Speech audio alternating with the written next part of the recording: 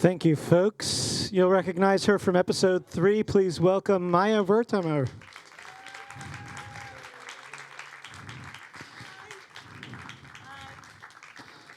Hello, Thank you Maya. very much. Thank you so Oh my God. much. Welcome. Thank you. Was that hard? What? Was it hard to watching watch? myself? Yeah. Not really. Oh. I'm pretty, loving myself. Well, it's weird to see the first season. Yes. First season. And Because- congratulations. Second season was just nominated for Yes. the Academy Awards in Israel. It is. Thank you very much. I'm really excited to be here, and as you can tell, I'm not native, so I'm still practicing on my English and my accent and my grammar. So I want you to excuse me. And my husband told me that if I will say it, you think I'm cuter. So that's me. Consider this a practice run. This is a practice audience. That be kind, be I'm nice, sorry, guys. I'm really sorry. And But this is my practice now. and we'll see how it goes. But let me ask you, first of all, just very generally, just if you could share a little bit about, I don't know, what you've learned about the Shababnikim, but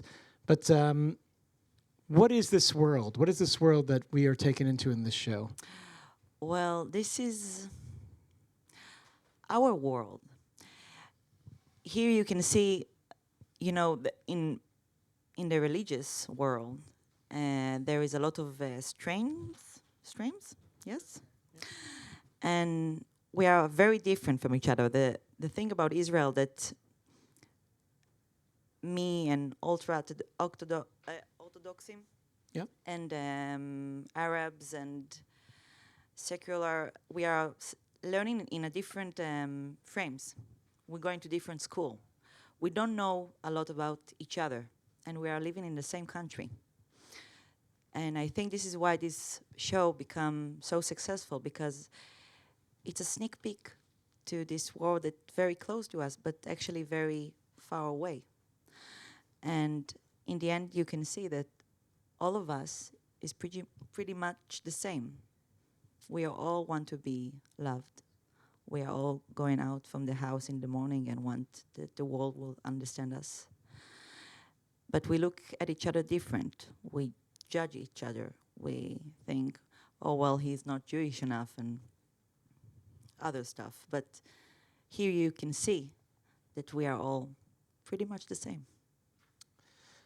So actually, one of the beautiful things about this show is the authenticity.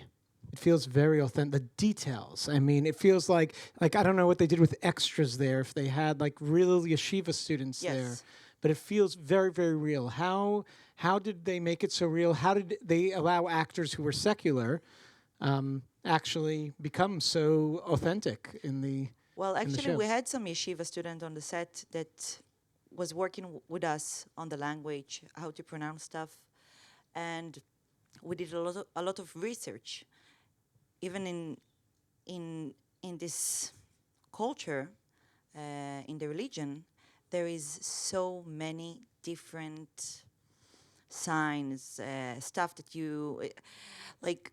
If this guy got a kosher telephone, and she's got internet, and you got TV in your house, and what does it mean? And if you look in my eyes right now, some religious people cannot even hear me because I'm a girl, and will not listen to me because I'm a girl, unfortunately. So we did a lot of research. I have a friend who is more ultra orthodox, yes. And I asked them to teach me, to go out. We went to eat kigel overnight. I don't know if you know what is it. To eat challah. My husband loved it. and really to see how they speak to each other, if they look in each other's eyes, how they even walk.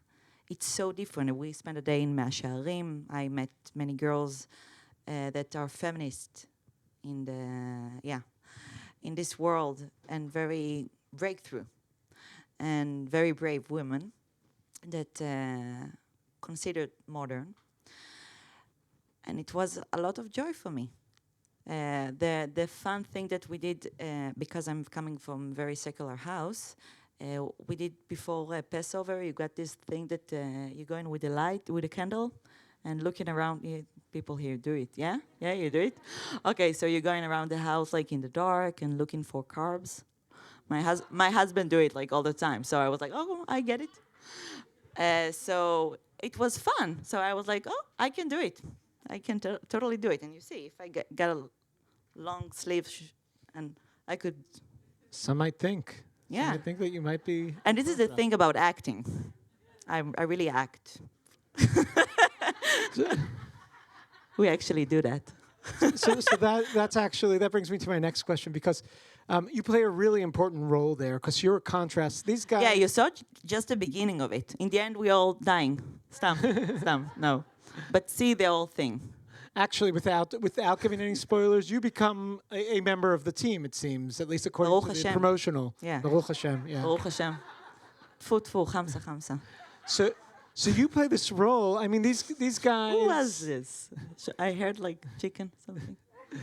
These guys are I'd say lean towards in their surrounding their upbringing. They're a little bit, I would consider them chauvinists. I mean, that whole altercation that you have there is, Yes. you know, him saying that you can't that a woman can't be studying.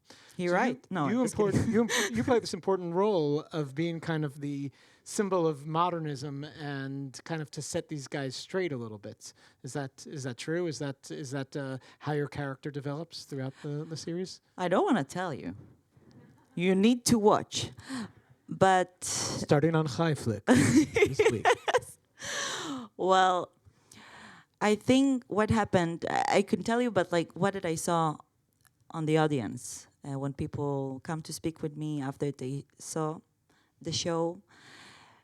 They start, even men told me, I start listening to my aunt in the table, and my sister, she's very modern, and all the time I didn't listen to her, and I thought what she would know.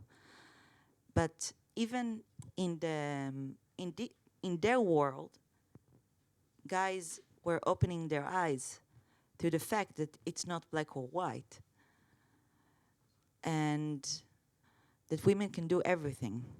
And a lot of Orthodox, ultra-Orthodox saw this show, and they told me, well, I decided that I'm going to learn. I want to study this and that. And now I got the courage to do that. That's huge. That's huge to have an impact like that. It is. But it's not me. It's Eliran Malka. He's the one who writes it. But you'll get all the credit, nevertheless. So Yeah. This is the good you part read the lines of my so. job. Yeah, totally. Good But, to be- but it's not me. Good to be an actor. And are you finding people both from the Orthodox world and from the secular world are impacted by the show? Yes. Well, it's number one show in Israel, watched show in Israel. And everybody in the Orthodox world, they don't see it. But me and Ori, every time one time they took us to an interview in Bnei Brak, and everybody was stopping the car. People was going out, and they were like, we don't see the show. Right. There are no televisions in Bnei No Brak. television, but they all knew and know. And I went to this coffee place, and I asked for the guy to make me coffee, and I see so many people in the window, and they are looking at me, and I'm looking at them, and they're like, and I was like, what is that? And he said, everybody in Bnei Brak is in love with Vora. And I was like, oh my God. You could get a my good husband? shidduch. Yeah. Yeah. I have a good shidduch. For those who are not familiar, do you want to? I think your husband He's over there. went Over. around. He's playing some magic. This is my husband. I love you. We moved to New York. He got the job of consul general. Yes. Welcome to New York. So I'd love to take some questions from the audience and allow you to be a part. We're going to pass a microphone around. And feel free to speak in Hebrew. I don't know if someone here is Speak in Hebrew, and then she'll have to translate it. So it's good. We're going to But take I'm the first practicing, question guys. over here. Wait, we're passing you a microphone. Okay, so I was trying to, like, these young men, they look, I was trying to figure out what age they are. They acted like typical, maybe seniors in high school, maybe, because it's hard for me to judge age these days because what age were these boys supposed to be? These young men were supposed to be. How old are they? Are That's they what you like want to know. college age, high Well, we are school 20, age? like 20s. Yeah. It's actually Yes. when we filmed the first show, first season. It was like before 6 years ago. Because they act like college kids would act, or high school kids. They really didn't act like Yeshiva. Well, in the yeshiva world. We did a Okay. little interview with the director who actually mentioned that it's based on like the college genre. You know, those college movies that go all the way back to the 70s and before. they're all in the age when they're supposed to go to the army. This is why in the end of the episode, he said to him, "You're very close to that." Yeah. We got one over here and then one over there. Is there any censorship at all? And did you have Orthodox people hired as consultants? And were there any Orthodox people who acted in it? And what is the significance of the title? And what's the original Hebrew title?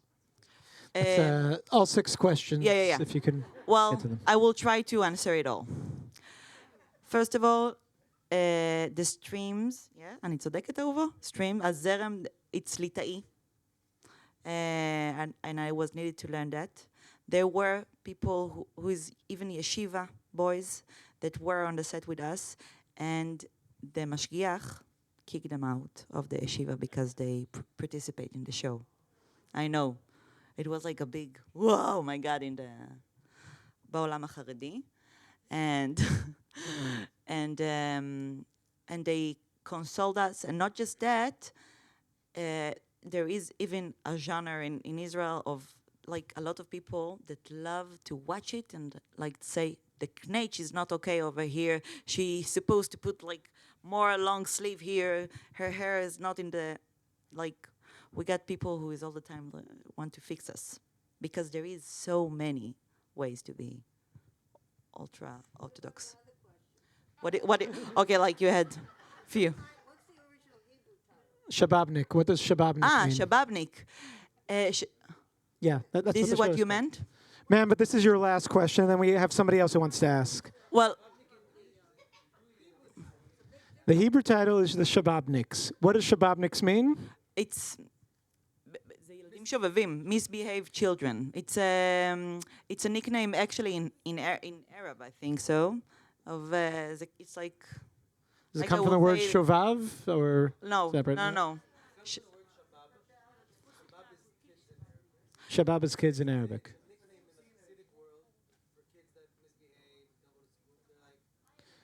Okay. We have an answer from the audience. Your group Opa, יש Haredi, פה what מישהי is חרדית. Shababnik? זה דפוס התנהגות, yes, it's...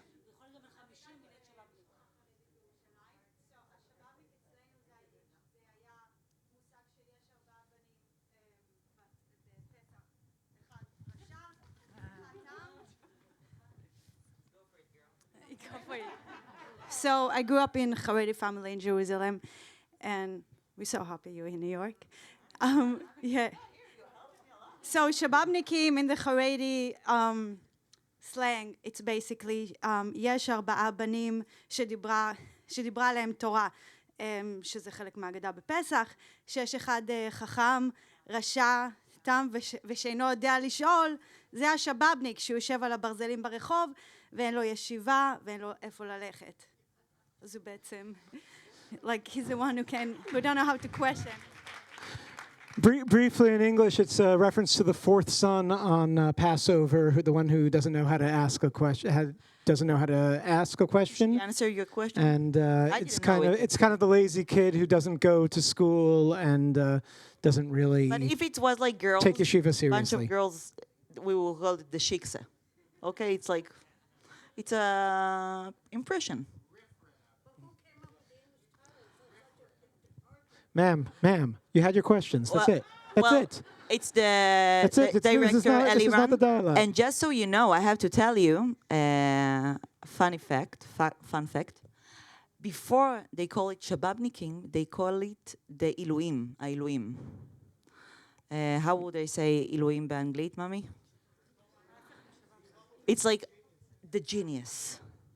The special kids, the kids. Like very good, but we used the gifted, yeah. The gifted. Yeah. And the reason that they use it before it came on air, and the name was the Elohim, it's because we were working with so many people in the religious world, and if they will know that the name of the show is Shababnikim, none of them will work with us.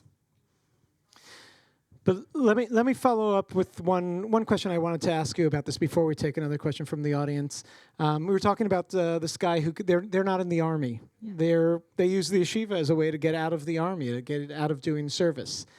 Is the secular audience in Israel not upset about that? Is that not something they're like, how dare these guys, you know? Well, you're speaking about one of the most problematic thing, because there is a lot of people who think, why do I should do it and protect those people and pay money for them to study? But I think this is kind of it's like part of the magic that we got, that you're understanding, and this is what you can see on the show, that it's something deeper.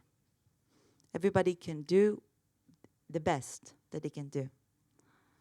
And we understand we are different. I feel honored that I could, when I was in the army, that I protect everybody and that I have the option to serve and that I'm able to walk on my feet and do that.